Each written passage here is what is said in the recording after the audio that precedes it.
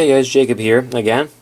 So I posted the other video showing you guys the 1917 Enfield I had bought. So here I have it completely disassembled. And this rifle, even under the stock line, looks perfect, as you can see there. Let's see if I can get it to focus. Just absolutely perfect, no rust anywhere.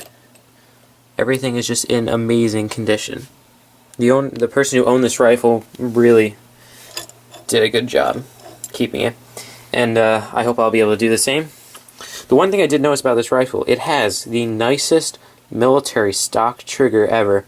This has to be extremely light. It has to be at most a 4-pound trigger. I think it's even lighter.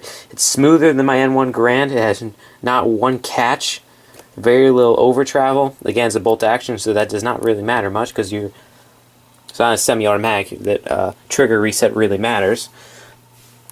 But it's just impeccable. Every single metal piece, even this piece which goes inside the stock, in the magazine area, it's just no rust, nothing, just impeccable.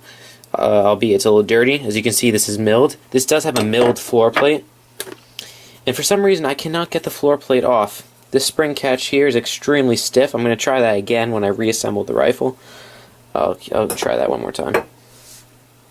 But it's just in impeccable condition, pristine, just pristine. The one thing that really does make me sad, I was looking online to see how to remove this, to remove the floor plate, and the amount of articles I found about people who sporterize these rifles is just sad.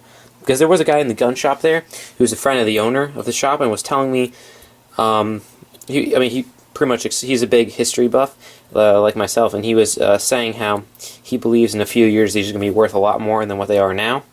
Mainly because so many people are sporterizing these. I'm seeing people converting this to 375 H&H, 416 Rigby, and all the other things.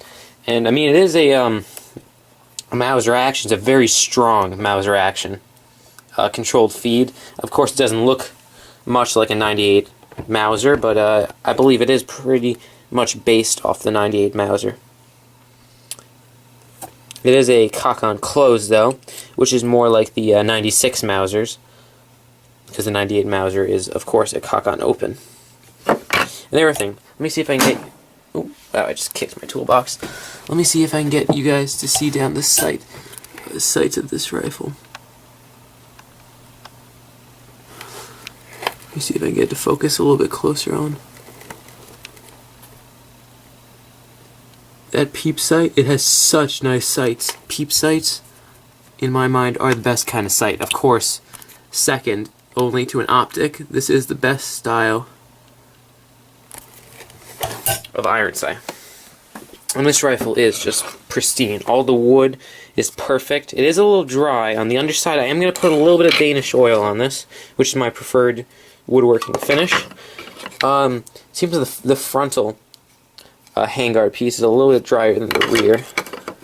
Just want to make sure it doesn't crack. But then again, in my shop, or in where we keep the firearms here, it's only about 15% humidity. It's pretty low, so no rust really forms. So the stock is perfect, as you can see, just perfect. So I'm definitely going to have to be making a shooting video, and I really think that this rifle is going to shoot very good with some nice Hornady AMAX bullets. It has, the rifling is just beautiful. I need to look up what the twist is to see if this can stabilize a 220 grain bullet, which is what I really like to use in my sporting rifles.